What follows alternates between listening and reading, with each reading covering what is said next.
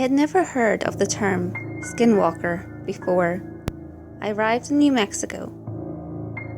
I was sent to New Mexico for work. I spent around 2 months there before heading back to Nebraska for a new assignment. I kept to myself, never really spent time around the area. Occasionally, I would hear the men working with me complain about noises at night, keeping them awake. I didn't care for scary stories. I didn't care about what was outside, as long as it didn't mess with my sleep. The men seemed to enjoy the creepy stories from the locals, and would kill time talking about what they heard that day. At first, it all was fun. The men would talk about paranormal sightings. Not having lived through anything like that made it intriguing. However, it wasn't until one of them didn't show up for work that made the rest of the team start taking the stories a little more seriously. One of the men was found hiding in his trailer. I didn't see him personally. The team was told that he would be sent to a nearby hospital. One of the guys that found him told us that he was huddling up in a small corner, mumbling to himself over and over.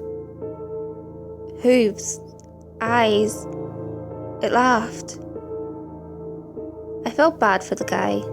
The stress from work was probably getting to him, in my opinion. However, the other men started to get worked up. One night, I went over to a local bar. I found 3 other guys talking to the bartender about the possibility of something paranormal happening back at camp. The bartender wasn't too happy about the guys bringing up folklore that they knew nothing about, and occasionally left to serve others, trying his best to ignore the 3 men.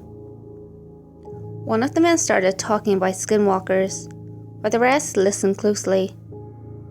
They had all had a few drinks in them and were getting pretty loud.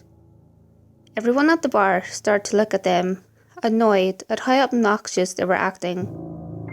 I was looking around, thinking how stupid the men were looking, when I noticed an older man, dressed in farmer's attire, with some Native American print on, who was also listening closely.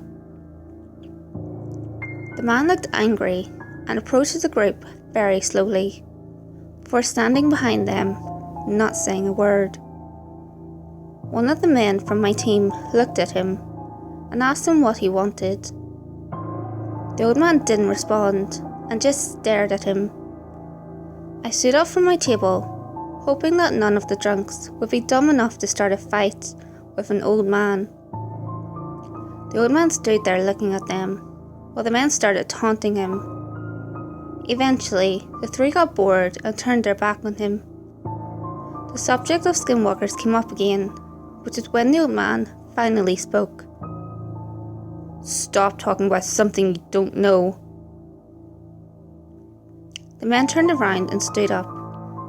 I moved closer in hopes that they would see me and back off from the old man. The old man stood his ground and told them not to be disrespectful and to not meddle in things that were past their understanding. The men got irritated, and right as one was about to step closer to the old man, I finally butted in. Being somewhat their superior, the 3 men finally left, leaving me and the old man behind, shaking our heads. I apologised and told him that they were just a bunch of immature kids who didn't know how to handle their alcohol, when the old man told me to be careful. He said that the locals didn't talk much about that subject, and that talking about them would only bring unwanted attention. Not wanting to be rude, I only nodded, and told the old man I'd keep an eye out on my team. I returned to camp and saw one of the men from the bar asleep on a chair in front of his trailer holding a beer. Didn't care to leave him out there. I went straight to bed. It must have been around 3 in the morning when I woke up to the sound of men outside yelling. I got up and walked out, still somewhat half asleep, to find everyone standing around something. I walked up, only to become overwhelmed by a rotting stench and the horrific sight of the man who was asleep, dead, with his throat slashed. He had taken his life with a shard of broken beer bottle. I walked away, sick to my stomach, while everyone stayed behind. I walked up a small path, feeling sick, and puked. When I was finished and was about to walk back, I heard something behind me. When I turned around, the darkness didn't allow me to get a good look up ahead, but I was able to make out someone standing not too far from me. I thought it was perhaps one of the men who also had to excuse themselves from the crowd. However, the person up ahead was moving funny. I called out for the person to identify himself. However, heard no immediate response. The person was walking closer, very slowly, and his body was jerking funny. He looked like a child learning how to walk. I called out once again for the person to identify himself. Only this time, there was a response. The voice of the person sent chills up my spine. The voice sounded inhuman, yet tried to sound as normal as possible.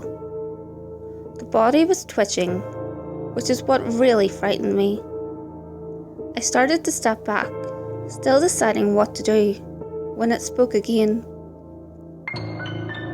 The words didn't make sense, and I couldn't understand what he was trying to say. It wasn't until I walked up and the moonlight hit his face when I realised it wasn't a him, but an it. The body was a mesh, what had been Carl, the man who had just seen dead moments ago, and something goat-like. The skin looked stretched out, and the face looked like a mask. Its legs looked broken, and the feet. They weren't feet, they were hooves. I ran out of there quick, looking back in hopes that it wasn't following me. Everyone was so focused on the body that they didn't notice me running into my trailer. I made a call to the local sheriff, who was already on his way after the call for Carl's death was made. I sat in my trailer, not knowing what to think, or say, or do. I waited until the sheriff arrived before going out. After Carl's death, a huge lawsuit was filed against our company for not finishing the job. However, no one would go back to work after a few more sightings of something inhuman emerged. I was one of the first men who was packed up and ready to go. I visited the local bar one last time in hopes of finding the old man I had spoken to before. I found him in the same spot, sitting and drinking. Before I even said another word, he started to speak. I warned them. Can't go around talking about stuff like that, not expect anything to happen. I didn't say anything and asked him what I wanted to ask. Did he really take his own life, or was it a skinwalker? The old man looked up and said in a very serious tone, "Don't talk about them. The talk will attract their attention." He got up and left without saying another word. That was the last time I ever said the word out loud. Hey guys, if you enjoyed this video, give it a thumbs up and share it with your friends. You can also leave a comment below. All feedback, good or otherwise, is always appreciated. If you have any creepy stories of your own, or have any topics that you would like me to cover, feel free to send them in via any of my social media. You can find all links to my social media in the description below. Until next time guys, make sure you lock your doors, stay safe, and I'll see you next video.